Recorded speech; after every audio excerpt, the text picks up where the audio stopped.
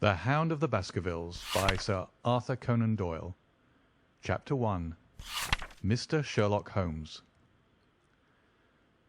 Mr. Sherlock Holmes, who was usually very late in the mornings, save upon those not infrequent occasions when he was up all night, was seated at the breakfast table. I stood upon the hearth-rug and picked up the stick which our visitor had left behind him the night before. It was a fine, thick piece of wood, bulbous-headed, of the sort which is known as a Penang lawyer. Just under the head was a broad silver band nearly an inch across. To James Mortimer, M.R.C.S., from his friends of the C.C.H., was engraved upon it, with the date 1884. It was just such a stick as the old-fashioned family practitioner used to carry, dignified, solid, and reassuring. Well, Watson, what do you make of it? Holmes was sitting with his back to me, and I had given him no sign of my occupation. How did you know what I was doing? I believe you have eyes in the back of your head. I have at least a well-polished, silver-plated coffee-pot in front of me, said he. But tell me, Watson, what do you make of our visitor's stick, since we have been so unfortunate as to miss him, and have no notion of his errand? This accidental souvenir becomes of importance. Let me hear you reconstruct the man by an examination of it. I think, said I, following as far as I could the methods of my companion, Dr. Mortimer is a successful elderly medical man, well esteemed, since those who know him give him his mark of their appreciation. Good, said Holmes. Excellent. I think also that the probability is in favour of his being a country practitioner who does a great deal of his visiting on foot. Why so? Because this stick, though originally a very handsome one, has been so knocked about that I can hardly imagine a town practitioner carrying it. The thick iron ferrule is worn down, so it is evident that he has done a great amount of walking with it. Perfectly sound, said Holmes. And then again, there is the Friends of the C.C.H. I should guess that to be the something hunt, the local hunt to whose members he has possibly given some surgical assistance, and which has made him a small presentation in return. Really, Watson, you excel yourself, said Holmes, pushing back his chair and lighting a cigarette. I am bound to say that in all the accounts which you have been so good as to give of my own small achievements, you have habitually underrated your own abilities. It may be that you are not yourself luminous, but you are a conductor of light. Some people, without possessing genius, have a remarkable power of stimulating it. I confess, my dear fellow, that I am very much in your debt. He had never said as much before, and I must admit that his words gave me keen pleasure, for I had often been piqued by his indifference to my admiration and to the attempts which I had made to give publicity to his methods. I was proud, too, to think that I had so far mastered his system as to apply it in a way which earned his approval. He now took the stick from my hands and examined it for a few minutes with his naked eyes. Then, with an expression of interest, he laid down his cigarette, and carrying the cane to the window, he looked over it again with a convex lens. Interesting, though elementary, said he as he returned to his favourite corner of the settee. There are certainly one or two indications upon the stick. It gives us the basis for several deductions. Has anything escaped me? I asked with some self-importance. I trust that there's nothing of consequence which I've overlooked. I am afraid, my dear Watson, that most of your conclusions were erroneous. When I said that you stimulated me, I meant, to be frank, that in noting your fallacies, I was occasionally guided towards the truth. Not that you are entirely wrong in this instance. The man is certainly a country practitioner, and he walks a great deal. Then I was right. To that extent. But that was all? No, no, my dear Watson, not all, by no means all.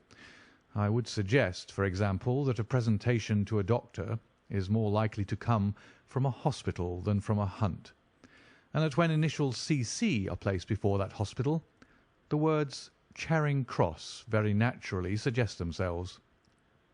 You may be right. The probability lies in that direction, and if we take this as a working hypothesis, we have a fresh basis from which to start our construction of this unknown visitor. Well, then, supposing that CCH does stand for Charing Cross Hospital, what further inferences may we draw? Do none suggest themselves? You know my methods. Apply them. I can only think of the obvious conclusion that the man has practised in town before going to the country. I think that we might venture a little farther than this. Look at it in this light. On what occasion would it be most probable that such a presentation would be made? When would his friends unite to give him a pledge of their goodwill?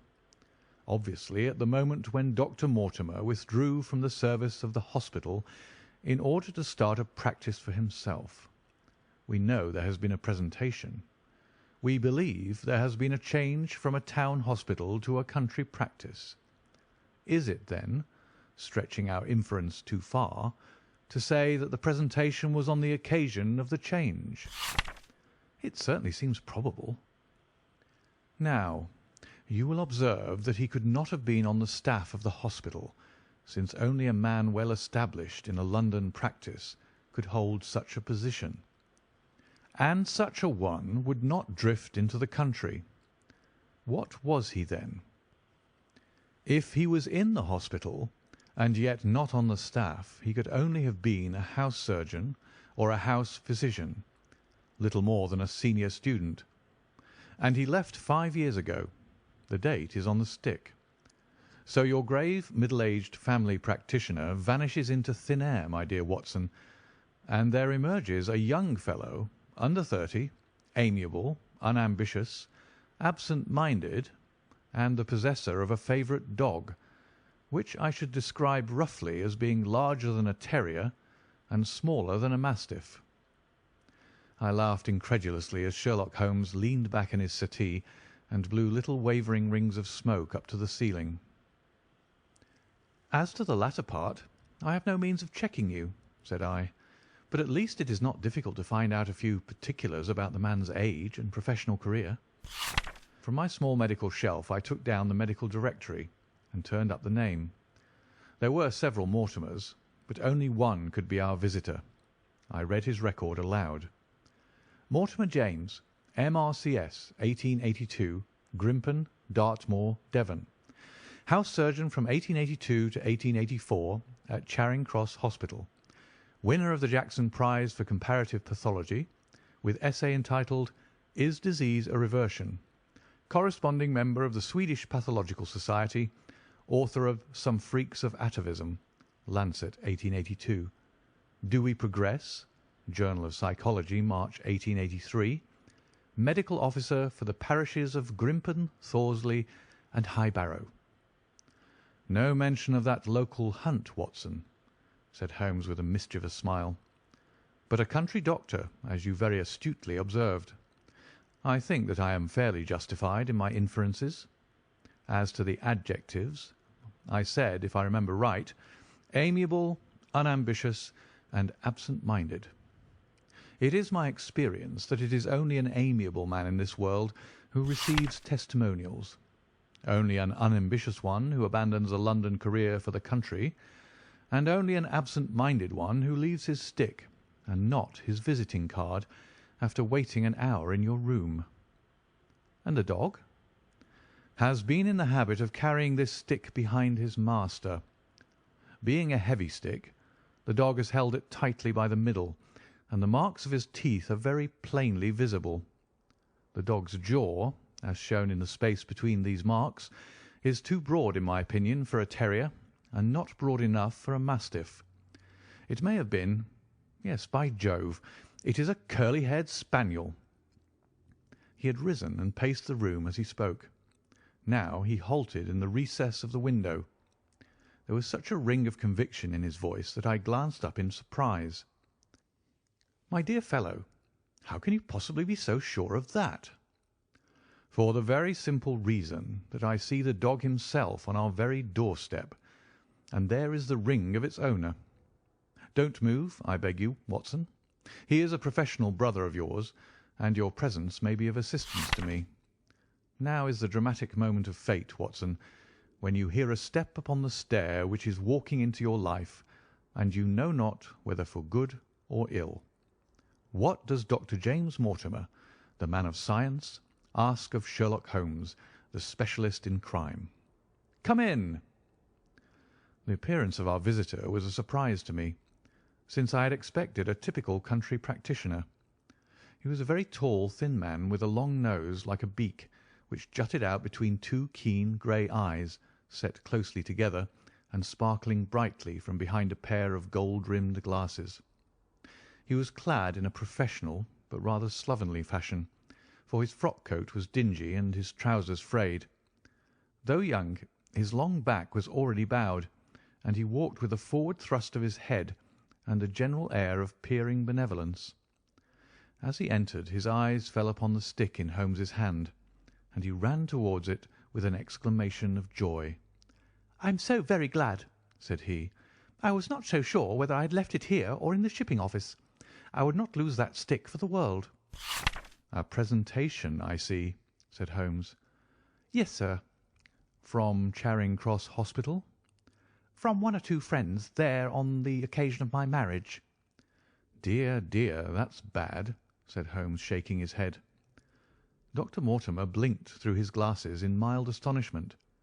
"Why was it bad?" "Only that you have disarranged our little deductions. Your marriage, you say?" "Yes, sir.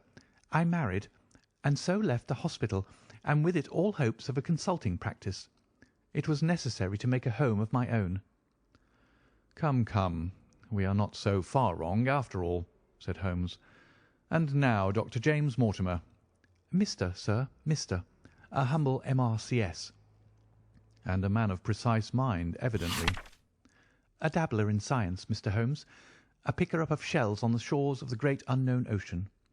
I presume that it is Mr. Sherlock Holmes who I am addressing, and not—" "No, this is my friend Dr. Watson." "Glad to meet you, sir. I have heard your name mentioned in connection with that of your friend. You interest me very much, Mr. Holmes. I had hardly expected so dolichocephalic a skull of such well-marked supraorbital development. Would you have any objection to my running my finger along your parietal fissure? A cast of your skull, sir, until the original is available, would be an ornament to any anthropological museum. It is not my intention to be fulsome, but I confess that I covet your skull." Sherlock Holmes waved our strange visitor into a chair. "You are an enthusiast in your line of thought, I perceive, sir, as I am in mine," said he. "I observe from your forefinger that you make your own cigarettes. Have no hesitation in lighting one." The man drew out paper and tobacco and twirled the one up in the other with surprising dexterity. He had long, quivering fingers, as agile and restless as the antennae of an insect. Holmes was silent, but his little darting glances showed me the interest which he took in our curious companion. "I presume, sir," said he at last, "that it was not merely for the purpose of examining my skull that you have done me the honour to call here last night and again to-day." "No, sir, no, though I am happy to have had the opportunity of doing that as well. I came to you, Mr. Holmes, because I recognise that I am myself an unpractical man, and because I am suddenly confronted with a most serious and extraordinary problem. Recognising as I do that you are the second highest expert in Europe." "Indeed, sir. May I inquire who has the honour to be the first?" asked Holmes with some asperity. "To the man of precisely scientific mind, the work of Monsieur Bertillon must always appeal strongly." "Then had you not better consult him?" "I said, sir, to the precisely scientific mind. But as a practical man of affairs, it is acknowledged that you stand alone. I trust, sir, that I have not inadvertently—" "Just a little," said Holmes. "I think, Dr. Mortimer, you would do wisely if, without more ado, you would kindly tell me plainly what the exact nature of the problem is in which you demand my assistance. End of Chapter 1.